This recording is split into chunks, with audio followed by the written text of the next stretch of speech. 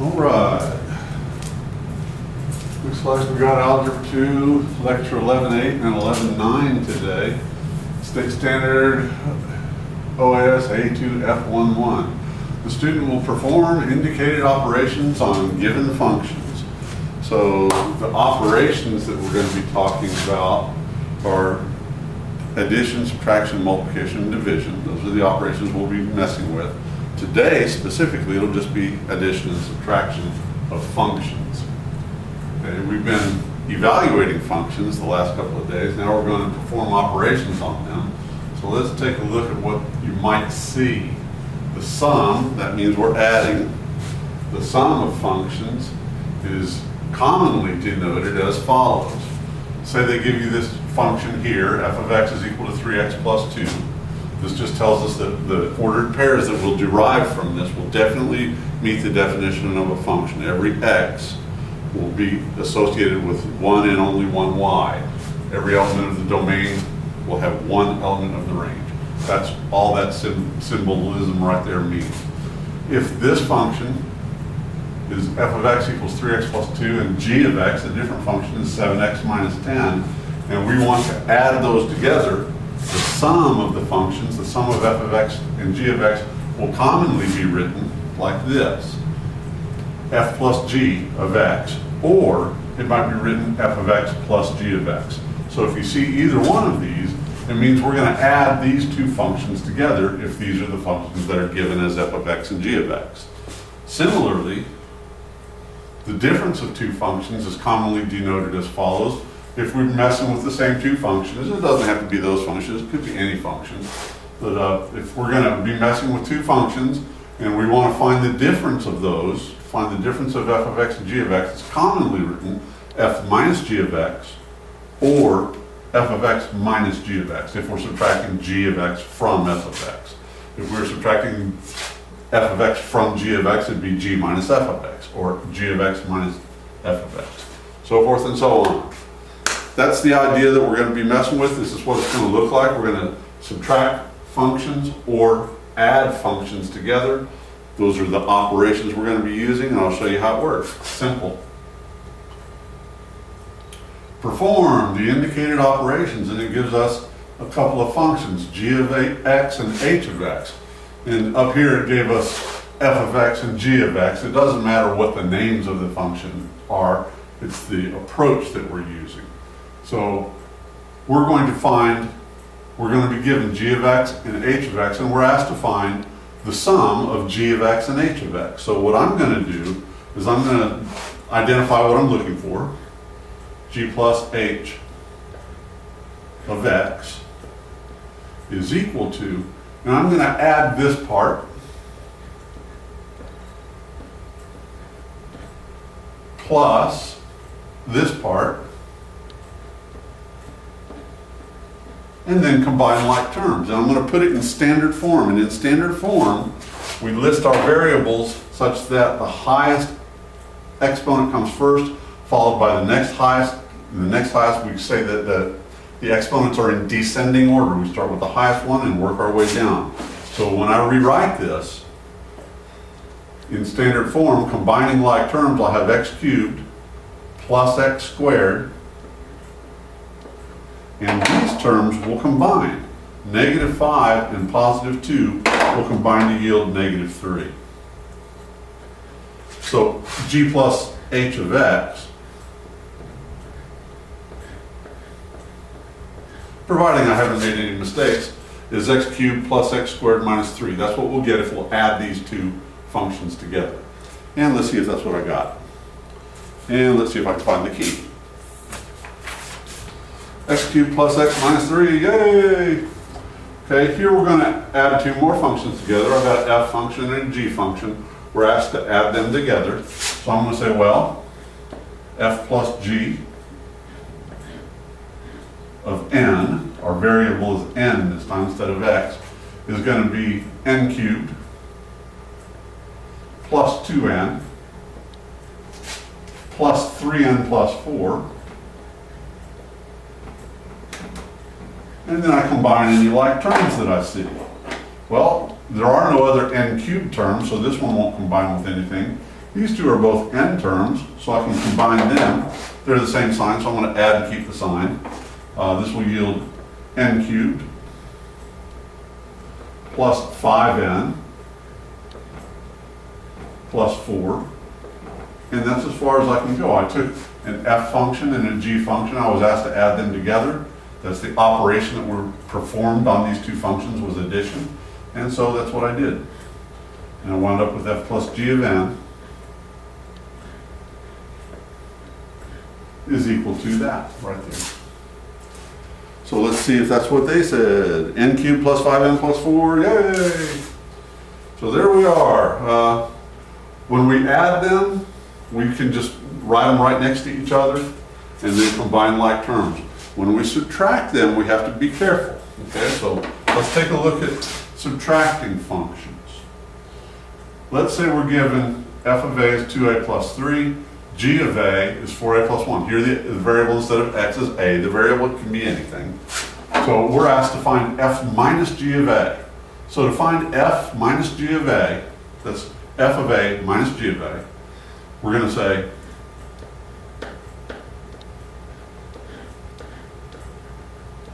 equals, you write the first one, it starts with f, so I'm going to put 2a plus 3. I'm going to write a minus sign, and the second one must be in parentheses, because we're subtracting this whole thing. If we don't have these parentheses here, then the minus sign is only going to affect the 4. This minus sign is going to affect both of these terms, because both of these terms are being subtracted from f of a. So when I rewrite this and simplify and combine like terms and everything, the first thing I've got to do is remember that a minus sign outside of parentheses can be thought of as a -1 times this set of parentheses. And I'm going to distribute that -1, multiplying every term in this set of parentheses by -1, and then I will combine my like terms. So here we go. We're going to wind up with, this is equal to 2a plus 3, distributing this -1, it's an invisible or an implied -1, using the distributive property. -1 times 4a is -4a. -1 times +1 is -1. And now I can combine my like terms. Well, here I've got a terms that are like. And when I combine those, I'll get -2a. 2a minus 4a, excuse me. 2a minus 4a is -2a. If I combine my constants, I'll get 3 minus 1. They're different signs, so I subtract and I get +2. Keep the sign of the one with the greater absolute value. And that's f minus g of a.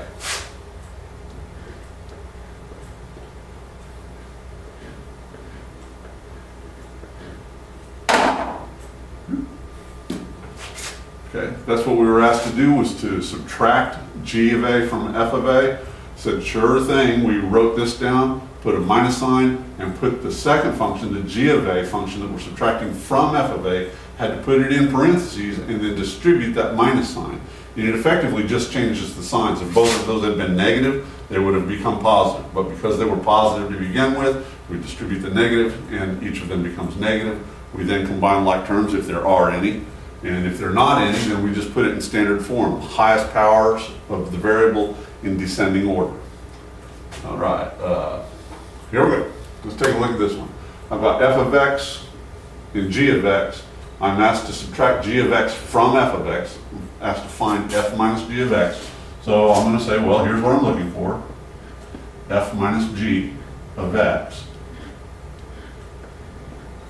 And that's going to yield 4x plus 5. And now I have to be careful. It's going to be minus, open a parenthesis, 2x cubed minus 3.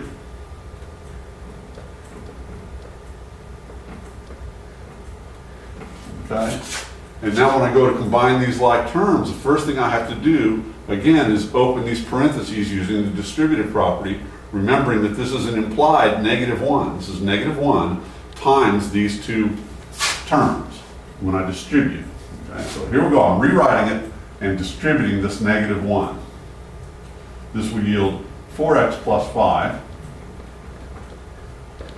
distributing this to both of these using the multiplication. I'm using the distributive property of multiplication with respect to addition. Negative 1 times 2x cubed is negative 2x cubed. Negative 1 times negative 3, that minus sign between the 2x and the 3 means that 3 is negative. So we've got negative 1 times negative 3 is positive 3. Negative times negative is positive. And now I'm in a position to combine like terms. Whoops. Trying to scooch that whole thing down and didn't do it very successfully. There we go. And in combining like terms, the highest power of x is negative 2x cubed. So I'm going to lead with that because that's standard form. We put the highest power of the variable first. So it won't combine with anything because there are no other x cubed terms. Remember, like terms are defined as terms that have the same variable and the same exponent. So this doesn't have any like terms.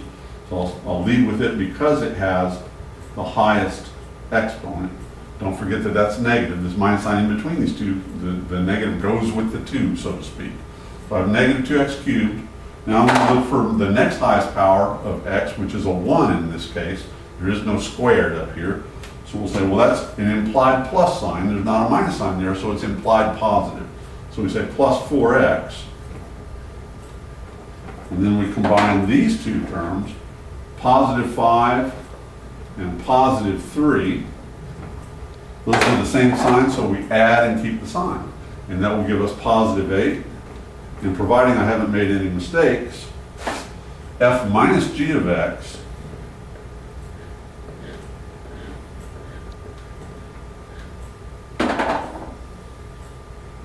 will be this function right here. We perform the operation subtraction on these two, f of x minus g of x, and we wound up with negative 2x cubed plus 4x plus 8. And let's see if I got it right. Negative 2x cubed plus 4x plus 8. Yay! So when we're adding, we don't need to put either one of them in parentheses. You can just write this one, put a plus sign, and write this one. Combine like terms. Write this one down, put a plus sign down, and then write this one down, combine like terms. Pay attention to whether they're positive or negative when you're combining like terms. But when we're subtracting, we write the first one down, write a minus sign for the next one, and then put the next one in parentheses, g of a in this case. Has to be in parentheses because this whole thing is being subtracted from the f function. This is f of x minus g of x, or g of a, rather. Similarly, we write the first function down. In this case, it was the f function. F of x minus g of x. That's what they asked us to do. So I put the g of x function in parentheses and distributed, combined like terms, and got the right answer. So there we go. That is performing the operations of addition and subtraction on functions. You can do this.